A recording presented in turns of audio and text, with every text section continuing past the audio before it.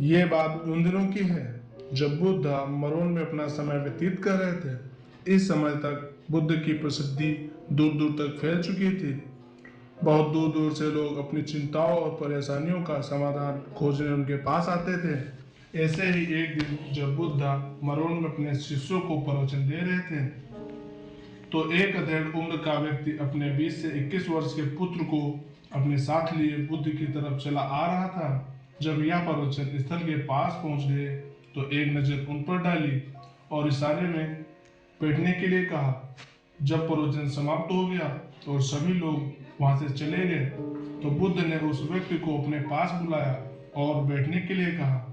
वहां चारों तरफ हरियाली छाई हुई थी, मौसम बहुत सुहाना था और तरह तरह के पक्षियों की आवाजें गूंज रही थी। ऐसा नजारा देखकर उस व्यक्ति को अंदर से असीम शांति महसूस हो रही थी।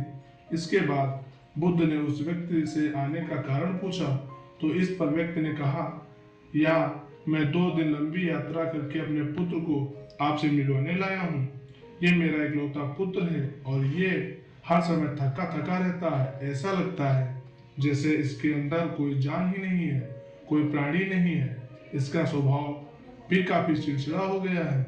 अगर हम इससे कुछ भी कहते हैं तो यह हमारी छोटी छोटी बातों पर गुस्सा हो जाता है। इसके देखने की क्षमता भी उम्र से पहले ही कमजोर हो गई है। इसके बाल भी सफेद पड़ने लगे हैं। इतनी कम उम्र में इतनी बड़ी उम्र का लगना मुझे तो कुछ समझ नहीं आ रहा है। किसके साथ हो रहा है, क्या हो रहा है। मैं अपने पुत्र के स्वास्थ्य को लेकर बहुत चिंतित हूँ। जब मैं अपने पुत्र को वैद्य जी के पास लेकर गया तो उन्होंने कुछ औषधि दी और कहा, अपने पुत्र को तनाव कम लेने के लिए कहो। वो अपने दिमाग में बहुत अधिक तनाव लेता है, इसलिए उसकी ऐसी हालत हो गई है। लेकिन मुझे उनके बहुत समझाने के बाद भी तनाव का मतलब समझ नहीं आया। मुझे नहीं पता कि तनाव होता क्या है, यह किन कारणों से आता है और उसे कैसे अपने पुत्र के दिमाग से निकालूं। लेकिन मुझे सबसे पहले तो ये समझना है कि तनाव होता क्या है। इसलिए मैं आपके पास आया हूँ। कृपया आप मेरी समस्या का समाधान कीजिए। यह सुनकर बुद्ध उसके पुत्र को बड़े ध्यान से देखते हैं, उसके चेहरे को देखते हैं, उसकी आंखों को देखते हैं और फिर उसके हाथों की नब्ज को देखते हैं।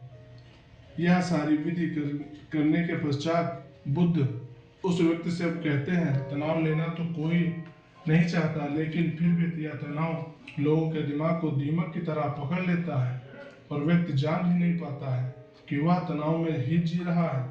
लेकिन अगर व्यक्ति तनाव के कारणों को अच्छे से समझ लेता है और तनाव के बारे में कोई ऐसा पैमाना बना लेता है जिससे वह जान सके कि कितने तनाव में है, वह इस समस्या का समाधान खोज सकता है। सबसे पहले तो आप ये समझो कि तनाव होता क्या है।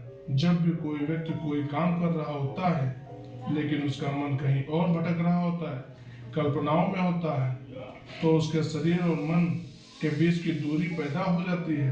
यह दूरी जितनी अधिक, व्यक्ति उतनी ही ज्यादा बेहोशी की अवस्था में होता है और शरीर व मन के बीच की दूरी, इसी खिंचाव को तनाव कहा जाता है।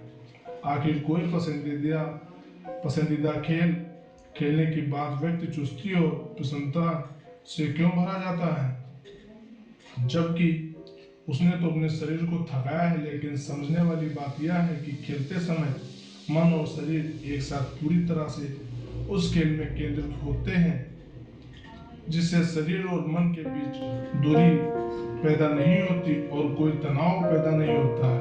और हर दिमाग में कोई तनाव था भी तो वह भी दूर हो जाता है। लेकिन इसके विपरीत जब हम कोई ऐसा काम करते हैं जो हमें पसंद नहीं होता और हमारा शरीर तो उस काम को कर रहा होता है, लेकिन हमारा मन कहीं दूर कल्पनाओं में भटक रहा होता है, जिससे शरीर और मन के बीच की दूरी पैदा हो गई और तनाव ने जन्म ले लिया। इसलिए व्यक्ति को इस समय पर सिर्फ एक ही काम करना चाहिए और अपने तन और मन, सारी शक्ति उसी एक काम में लगा देनी चाहिए, जिससे व्यक्ति के अंदर तनाव पैदा ही ना हो। इसके बाद बुद्ध ने कहा, तनाव पैदा होने के मुख्य 8 कारण होते हैं। और जिनसे इन कारणों को समझ लिया, वो जीवन भर तनाव मुक्त हो सकता है। मुख्य कारणों में सबसे पहला कारण है अति महत्वाकांक्षी होना। महत्वाकांक्षी होना अच्छी बात है, लेकिन यह कभी आपने इस बात का ध्यान दिया है कि इंसान के लक्ष्य कभी पूरी नहीं होते। इसका एक लक्ष्य पूरा हुआ नहीं कि वह दूसरे की तरफ भागने लगता है, दूसरा पूरा हुआ तो तीसरे की तरफ। इस तरीके से वो अपने लक्ष्य को पाने के लिए जिंदगी भर गोल मोल घूमता रहता है।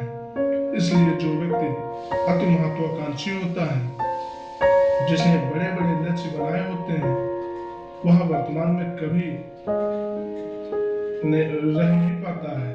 उसका मन सदैव भविष्य की योजनाएं बनाने में ही व्यस्त रहता है।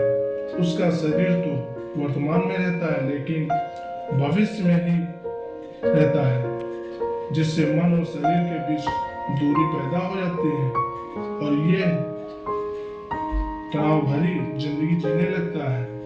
बुद्ध के मुंह से यह बात सुनकर उस लड़के ने कहा, बुद्ध तो फिर इसका मतलब है हमें लक्ष्य नहीं बनाना चाहिए, क्योंकि लक्ष्य बनाना भी तो महत्वाकांक्षा ही है। इस पर बुद्ध ने कहा, जीवन में लक्ष्य बनाना कोई गलत बात नहीं है, लेकिन समस्या तब उत्पन्न होती है जब वो अपना पूरा ध्यान उस लक्ष्य से मिलने वाले परिणाम पर ही लगा देते हैं और उसके परिणाम की चिंता करते रहते हैं। व्यक्ति को वर्तमान में जीना आना चाहिए। आप लक्ष्य बनाएं और उस लक्ष्य की प्राप्ति के लिए कड़ी मेहनत करिए, लेकिन साथ ही आपको इस बात का भी ज्ञान होना चाहिए कि आप अभी वर्तमान में जी रहे हैं और वर्तमान ही सत्य है। बुद्ध ने आगे कहा, तनाव का दूसरा सबसे बड़ा कारण है जब व्यक्ति ईर्ष्या और जलन से भर जाता है, उसका मन अंदर से सड़ने लगता है। ईर्ष्या एक आंतरिक घाव है। आंतरिक घाव यानी मन का घाव। व्यक्ति शरीर का घाव तो भर सकता है, लेकिन मन का घाव कभी नहीं भर सकता। इसलिए व्यक्ति को दूसरे की खुशी और तरक्की से कभी ईर्ष्या नहीं करनी चाहिए, क्योंकि तनाव का कारण है। इसके बाद बुद्ध ने तनाव अगला कारण बताते हुए कहा कि आरुषिपूर्ण काम करने से भी मन में तनाव कम पैदा होता है। जो काम करना हमें पसंद ही नहीं है, जिसका मन हमारी रुचि ही नहीं है, उस काम में हमारा मन लग ही नहीं पाएगा। हमारा शरीर तो वहीं बैठा रहेगा, लेकिन हमारा मन कल्पनाओं की उड़ान भरेगा, जिससे शरीर और मन के बीच दूरी पैदा हो जाती है और व्यक्ति तनावग्रस्त हो जाता है। इसलिए इंसान को हमेशा अपनी रुचि के अनुसार ही कार्य करना चाहिए। अगर व्यक्ति ने ये पता कर लिया कि उसे कौन सा काम पसंद है और वो उसी काम को अपने जीवन का लक्ष्य बना लेता है, तो फिर वो काम उसके लिए काम नहीं बल्कि खेल बन जाता है। फिर बुद्ध ने कहा, तनाव का चौथा कारण होता है किसी दूसरे से अच्छा रखना। बुद्ध ने उस व्यक्ति की ओर इशारा करते हुए कहा, एक पिता होने के नाते तुम्हारे अपनी पुत्र से बहुत ही अपेक्षाएं होंगी कि तुम्हारा पुत्र एक बहुत ही कामयाब इंसान बने, तुम्हारा नाम रोशन करे, जैसा तुम चाहते हो उस तरह का जीवन जिए, तुम्हारी हर बात माने। लेकिन क्या आज तक कभी किसी की सारी अपेक्षाएं पूरी हुई हैं? जब भी कोई व्यक्ति किसी दूसरे से कोई अपेक्षा रखने लगता है, तो अनजाने में अपने लिए तनाव पैदा करने लगता है। जरा सोचो कि अगर तुम्हारा बेटा तुम्हारे अनुसार काम नहीं कर रहा है और वो नहीं बन पा रहा है जो तुम उसे बनाना चाहते हो, तो निश्चित रूप से तुम्हारे दिमाग को तनाव पकड़ लेगा। तुम तनाव से भरा जीवन जीना शुरू कर दोगे और इस तनाव के बस में आकर तुम ऐसा व्यवहार करोगे, जैसी बातें करोगे कि तुम्हारा अपने पुत्र के साथ संबंध ही खराब होता चला जाएगा। इसलिए व्यक्ति को जितना ही हो सके उतनी कम अपेक्षाएं दूसरों से रखनी चाहिए और पूरी तरह से तनाव मुक्त रहना चाहिए। तो दूसरों से अपेक्षा रखना ही बंद कर दो। इसके बाद बुद्ध ने कहा कि शारीरिक कष्ट भी इसी इंसान के तनाव का एक कारण होता है। जब व्यक्ति किसी शारीरिक पीड़ा से गुजर रहा होता है तो उसका पूरा ध्यान बस अपने उस शारीरिक दर्द पर होता है और वो पूरे दिन बस उसी के बारे में सोचता रहता है, जिससे उसका मन दुख के विचारों से भर जाता है और ऐसी स्थिति में व्यक्ति तनावग्रस्त रहने लगता है। यह सुनकर उस व्यक्ति ने कहा कि हे बुद्ध, शारीरिक दुख को किसी भी व्यक्ति को हो सकता है, तो फिर क्या हुआ? व्यक्ति जीवन पर तनाव में ही जिएगा। इसका जवाब देते हुए बुद्ध ने कहा कि इंसान को ये बात समझनी चाहिए कि हमारा जीवन दुखों का आधार है। जैसे जैसे हमारा जीवन आगे बढ़ता है, इसमें दुख बढ़ता है, इसमें दुखते हैं, बीमारियां आती हैं और फिर अंत में मृत्यु भी आती है। तो बीमारियां इंसान के जीवन का अभिन्न अंग है, कोई इनसे बच नहीं पा सकता। बस इसकी किसी के जीवन में ये समय से पहले आती हैं तो किसी के बाद में आती हैं, सबको बाद में आए। जब इंसान का मन इस बात को अच्छे से समझ लेना तो फिर वह अपनी बीमारियों के बारे में सोच कर ज्यादा तनाव नहीं लेगा, क्योंकि यह हमारे जीवन की अभिन्न हिस्सा है और इसके लिए व्यक्ति और शारीरिक रूप से भी अभ्यास करते रहना चाहिए। अपने जीवन में व्यायाम और स्वस्थ जीवन शैली को भी जगह देनी चाहिए ताकि उसका शरीर लंबे समय तक निरोगी रहकर सही से काम कर सके। तनाव का अगला कारण होता है अपनी योजनाओं को समझने के लिए समय न देना। कुछ लोगों ने दिमाग में कोई विचार आया नहीं कि वो बिना सोचे समझे उस पर काम करना शुरू कर देते हैं और जब उस काम में उन्हें असफलता मिलती है तो वह तनाव से भर जाते हैं, क्योंकि उन्होंने उस काम को शुरू करने पहले उसके बारे में पूरी जानकारी इकट्ठा नहीं की थी। इंसान को कोई भी काम शुरू करने से पहले उसके अच्छे और बुरे परिणामों के बारे में ठीक सोच विचार कर लेना चाहिए। इंसान को इस बारे में भी सोच लेना चाहिए कि अगर ये योजना सफल नहीं हुई तो फिर इसके बाद मैं क्या करूंगा। इसलिए व्यक्ति को अपनी योजनाओं को ठीक से समझने के लिए पूरा समय देना चाहिए ताकि बाद में उस योजना की वजह से तनाव पैदा ना हो। तनाव का सातवां सबसे बड़ा कारण होता है टाल मटोल करना, आज के काम को कल को टालना।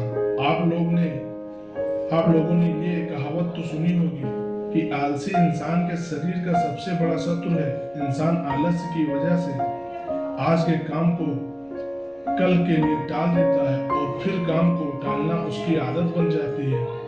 काम को कल पर टालने वाले व्यक्ति का काम कभी भी समय पर पूरा नहीं होता है और अगर किसी तरह से पूरा हो भी जाता है तो वह उतना अच्छा नहीं हो पाता है जितना अच्छा उसे किया जा सकता था और फिर यह बात व्यक्ति के अंदर तनाव पैदा करती है। लेकिन काम को टालना या काम को एकदम अंत समय पर करना एक आदत है। इसलिए व्यक्ति ना चाहते हुए भी बार बार अपनी इस आदत का शिकार बन जाता है और काम को टालता रहता है और फिर जब काम की समय सीमा पास आ जाती है तो वह तनाव से भरकर काम को पूरा करने का प्रयास करता है।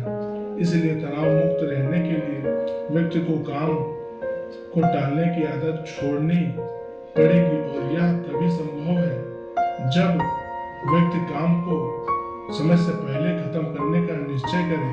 सबसे आखिरी और सबसे प्रमुख कारण जो तनाव का होता है वो या ज्यादा सोचना चाहिए। लगातार सोचते रहना भी एक बीमारी है और यह उस व्यक्ति में सबसे ज्यादा पाई जाती है जो कपोल कल्पनाएं करता है, जो अतीत की घटनाओं और भविष्य की बातों के बारे में सोचता रहता है, जो बेवजह अनुमान लगाता रहता है। इसलिए व्यक्ति को ज्यादा सोचने की आदत पर लगाम लगाना चाहिए। इसके लिए जितना हो सके खुद को काम में व्यस्त रखना चाहिए और दिन भर ध्यान का अभ्यास करने का अपने जीवन का हिस्सा बना लेना चाहिए। बुद्ध के मुंह से यह सारी बातें सुनकर उस व्यक्ति ने हाथ जोड़कर कहा, बुद्ध, मेरा पुत्र तो अभी मात्र 20 वर्ष का है और इसमें अभी इतनी समझ भी नहीं है कि यह आपकी बताई सारी बातों का एक साथ पालन कर सके। आप कृपया करके तनाव मुक्त रहने का कोई आसान सा तरीका बता दें जिससे मेरा बेटा उसका अनुसरण भी कर सके और तनाव मुक्त भी हो रह सके। उस व्यक्ति की यह प्रार्थना सुनकर बुद्ध ने कुछ सोचते हुए जवाब दिया, अगर तुम इतनी सारी बातों का पालन नहीं कर सकते तो इसके लिए एक बात बहुत ही आसान विधि है। तुम एक बार में एक काम को करने का ध्यान लगाओ कि काम कर रहे हैं, उस समय सिर्फ उसी काम को करो, सिर्फ उस पर ही अपना पूरा ध्यान लगाओ। और अगर तुम्हारा मन इधर उधर भटक जाता है तो जैसे ही तुम्हें याद आए तो उसे वापस में उसी काम में लगा दो। ये सबसे आसान और अच्छा तरीका है तनाव मुक्त रहने का। जब तक तुम भोजन करो तो उस समय सिर्फ भोजन ही करो, उसके पूरे स्वाद का आनंद लो, उसी को अनुभव करो। जब चलो तो अपना पूरा ध्यान सिर्फ चलने में लगा दो। इससे तुम्हारा मन और शरीर दोनों एक ही जगह पर केंद्रित रहेंगे, दोनों के बीच दूरी पैदा नहीं होगी जो कि तनाव का मुख्य कारण है। दोस्तों, आज की युवा पीढ़ी एक ही समय पर 2-3 काम करने के आदी हो चुके हैं, जैसे फोन पर बात करते हुए गाड़ी चलाना, खाना खाते हुए टीवी देखना या फोन चलाना। और फिर भी इनकी शिकायत रहती है कि मैं तनाव में जी रहा हूँ, मेरा मन शांत रहता है, चिड़चिड़ा सा हो गया है। जब कोई व्यक्ति एक ही समय पर 3-3 काम करेगा तो तनाव पैदा होना स्वाभाविक है, क्योंकि दिमाग तो एक समय में पूरा ध्यान लगातार सिर्फ एक ही काम में कर सकता है। पूर्ण रूप से एक ही समय पर 2 कामों को ध्यान कभी नहीं लगा सकता। इसलिए कहा जाता है कि जहां तक संभव हो सके एक ही समय पर सिर्फ एक ही काम करने का प्रयास करें, वो भी पूरे ध्यान के साथ। दोस्तों, आशा करता हूँ कि आपको इस कहानी के पीछे काफी कुछ बातें सीखने को मिला होगा। यह बात